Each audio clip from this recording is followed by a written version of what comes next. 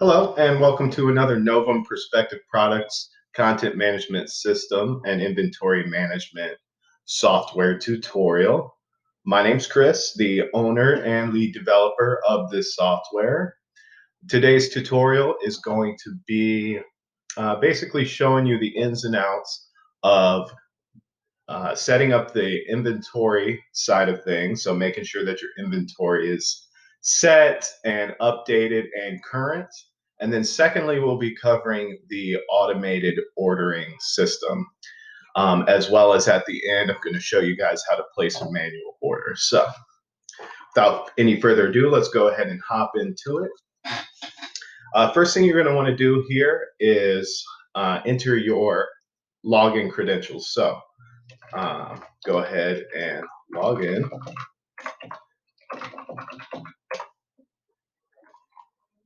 Oop. If this page reloads, it just basically means that you entered your login credentials incorrectly. So let's try that again.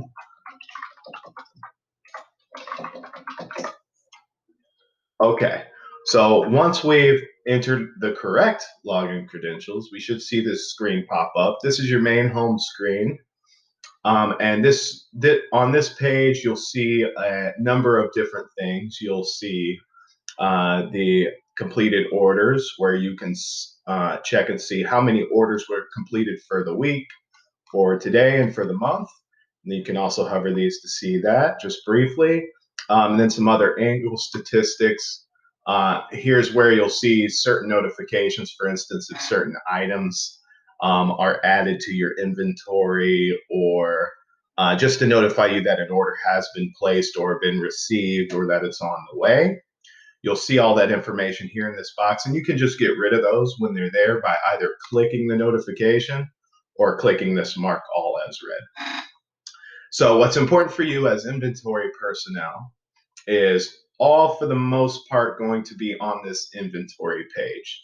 So you can access this, the inventory page, by clicking on inventory here, or you can go to the top navigation, and this is what you'll see on a mobile device. So on a mobile device, you will have access to this top navigation bar here, in which case you can go to the inventory button and go ahead and click that.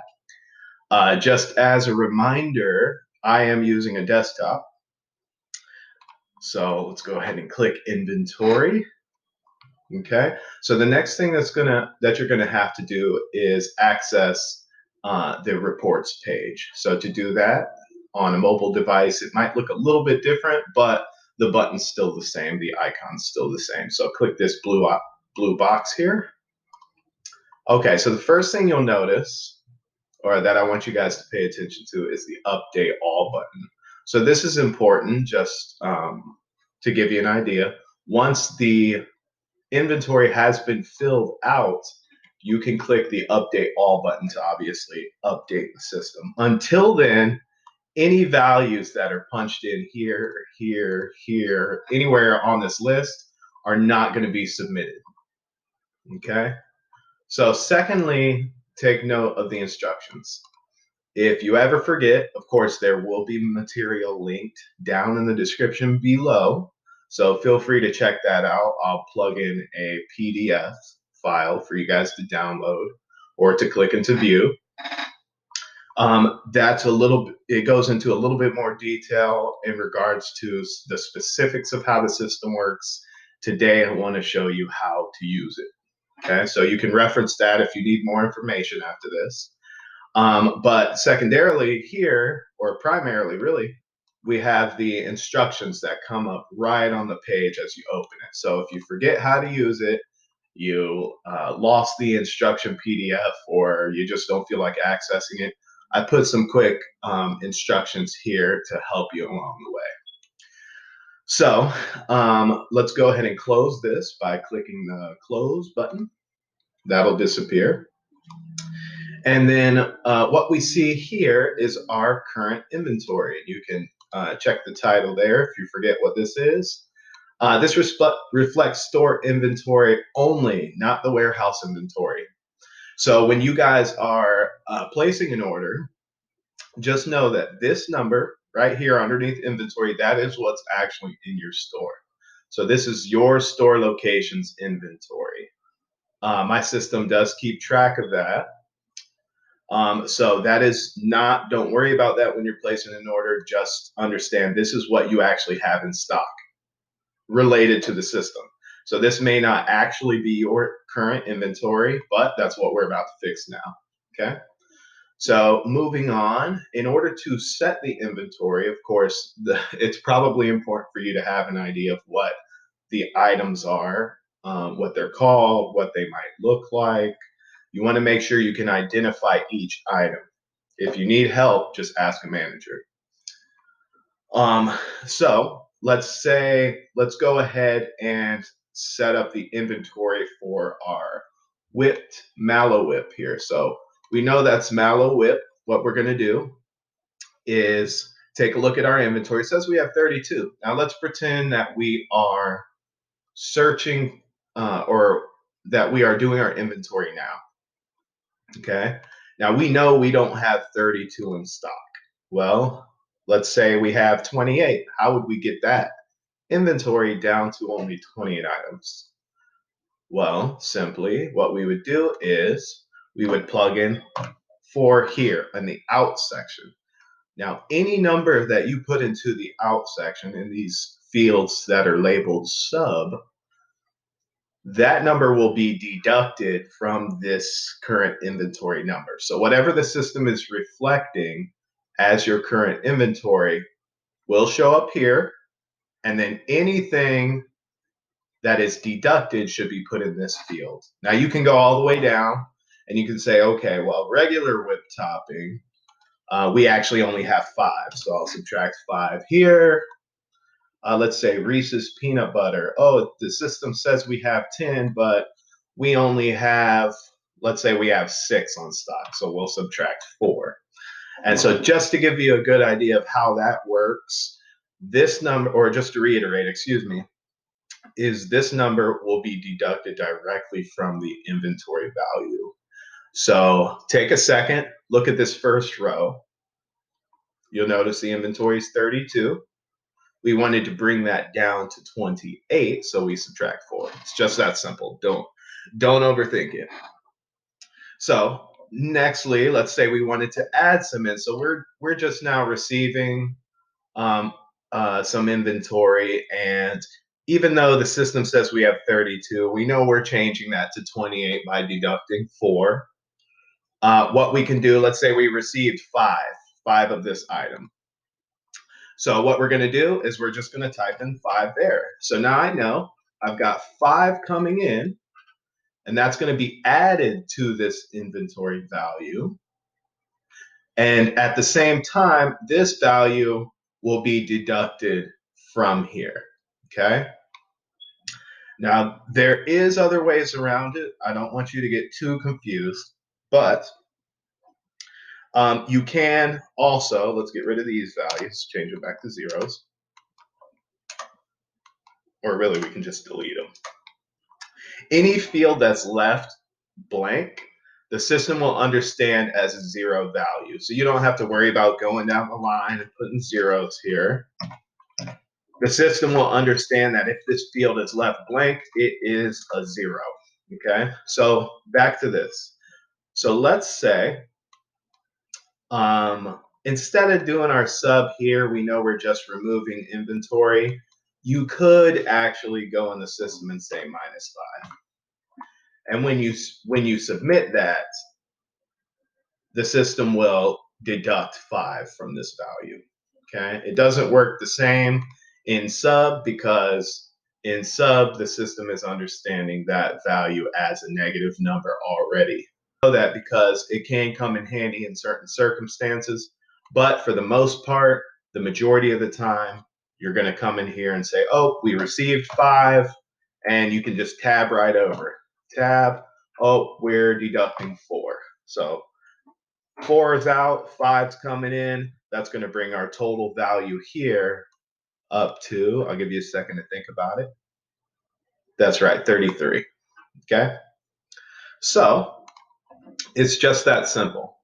So what you're essentially going to do And again, if you get confused, all you need to do is hit the reload page button here and reload the page. You'll see those instructions pop back up. The only problem there is you're going to lose your progress.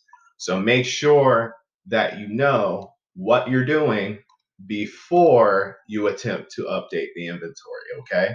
You're never going to click this update all button, with a few exceptions, unless you're ready to submit all of this inventory. So unfortunately for you guys, Sonic has a pretty long item list, but I'm sure they've preempted you and showed you at least how to look at the order list. Okay, so in fact, that's really the intention of this tutorial. So anyhow, you'll find that each item is in chronological order based on its bin or storage, as it's called in the system.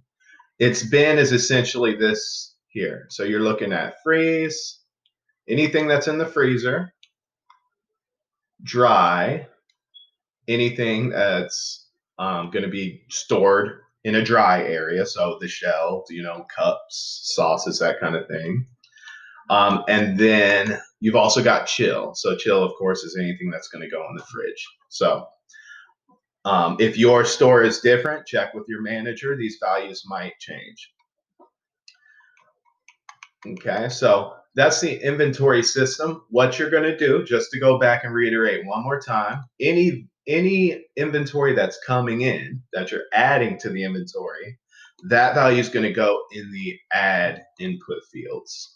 Okay, let's say dark chocolate. We have 0. We know we actually have 2 in the inventory. We're going to put that number at 2.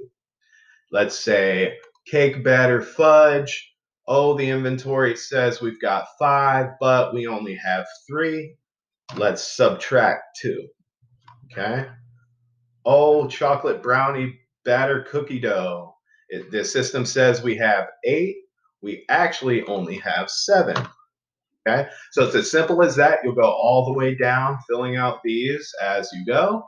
It's best just to go in a straight line. Otherwise, you might get confused. We are in the process of making a few changes for mobile devices. So this in the future might look a little bit different, but the purpose is going to stay the same. So the functionality rather is going to stay the same. So we'll go all the way down, fill these all out.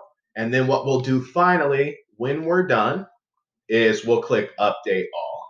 And just as an example, I'm going to set this to 3. So this number, this inventory value should change to 35. I'll just let you keep an eye on that. I'm going to hit update all. Okay, we get successfully updated. And then if we look down here, now you get these 2 messages because one will tell you that the ins are being updated. One will tell you that the outs are being updated, okay? So let's take a look here. We'll see that our inventory value did change to 35. Now there is a few situations where you might get a negative notice up here, and I'll show you why that is. Let's say I'm only doing the ins. I'm checking inventory in. Let's say I want or our current inventory on this. Let's go ahead and close that. Our inventory on our first item, the whipped mallow topping, is actually 35, but we just received 5. So I'm just going to update just that one. Now watch what happens with these notifications here. So I'm going to go ahead and update that. And then you'll notice unable to update outs or nothing changed. So each message will indicate whether something has changed, whether or not it was successful on the outside as well as the inside. And that's just as a secondary precaution in case you say, oh, well, I know I removed something. Maybe I should go back and double check that. Okay. So just keep an eye out for that. If you see this, it doesn't mean that you're doing anything wrong necessarily. It could potentially mean that or nothing has changed, which means I just didn't update any of the values in this outside. Okay, so we can see that we got our successful message for submitting our inventory. Now, once again, as a final reminder, you're never going to click that update all button. You're not going to click it unless two situations. Number one, the inventory sheet has been fully filled out and you're ready to submit the inventory. Number two, if you're constantly setting down your device, just as a side note, if you're setting down your device a lot, or you're spending periods of time away from your device during the inventory, it might be a good idea for you to click that update all button. Let's say I'm moving around and Jim needs me to come up front and cover somebody on the grill. Well, in that case scenario, let's say I've only done a few of these. So I've added 10 here, I've added 2 there, I've subtracted 3 here, and oh, I got to go run and do something. What I'm going to do in this scenario is I'm going to click update all just to make sure that my progress is saved. Okay. Now, if you don't do that, after a while, the system's going to time you out. It is as a security feature to make sure a lot of this data stays proprietary. So make sure if you're stepping away from your device, you don't want to have to start over your inventory. Make sure you hit that update all button. And then just keep mental note of where you left off. Okay? Now, once you've completed this step and your inventory is set and all these values reflect what's actually in your inventory, you're ready to place an order. So on a desktop device, we can go here, click the orders drop down. Okay, then we'll go to the full order page. Now you can access that on the left-hand side navigation, but you can also access that, of course, on a mobile device. You'll primarily have access to this top navigation. So on the top navigation, you're going to go ahead and click full order, just like you did in that drop down. Here, I'll show you again. So let's close this. Go over here on desktop, you'll see this left-hand nav. We can go to full order there. Or on a mobile device, we can go to full order right above the inventory. So let's go ahead and click that. Okay, so that'll bring us to our order page. Now on the order page, of course, you'll see the logo for whichever company it is, if one's uploaded. If not, you'll see a blank space. There's quite a few ways to order on the system. However, the primary way that you're going to want to order is automated. So, of course, automating an order is much easier than manually entering an order. So I'm going to show you in this video how to place an automated order. Okay. So to place an automated order, what you're going to do after your inventory has been set. Now, keep this in mind. At this point, your inventory should already be set. So the system knows and understands what you already have in the inventory. So the way this system works is it'll say, hey, you're ordering some butter garlic. Oh, it looks like you've got 5 in the system. Well, we're going to compare that 5 that you currently have in stock to a maximum value that you can potentially carry, that you have space for on your shelves. So that number would be predetermined by management. Management generally determines the maximum capacity for any given item on your shelves. So you don't have to worry about that at all. But it is key in understanding how this system functions. So that being said, we're assuming the inventory has been set, and then we came over to our orders page, clicked full or to our side navigation or our top navigation. We clicked full order. That brought us to this order screen, where then we can go to the maximum cap order items. Okay, so What this section does, and each one of these is a different way of placing an order. I don't want you to focus on that now. What I want you to focus on here is actually this maximum cap order. So this is the automated order system. It's this little box here, guys. Don't think too hard on it. It is very complex in the way that it functions, yes, but it's very simple. All you need to focus on is setting your inventory, making sure those values are right, then coming to this page, and it's just this easy. I'll type in my name. I'll select whether I want a pickup or delivery. So usually the default is set to delivery. And then what I'll do is I'll go here and I'll click request max order. Congratulations, you just placed your first order. Now I'm working on a local version, so you won't see this. What you'll see is a notification that says an email has been sent. That is just to let you know we've been notified, or RTT Logistics, or whoever is receiving the order has also received an email. If they haven't, if you notice this message pops up, just understand the system will still notify them that you have placed an order. So don't concern yourself with that. You'll never see this again. I'm working on a local version.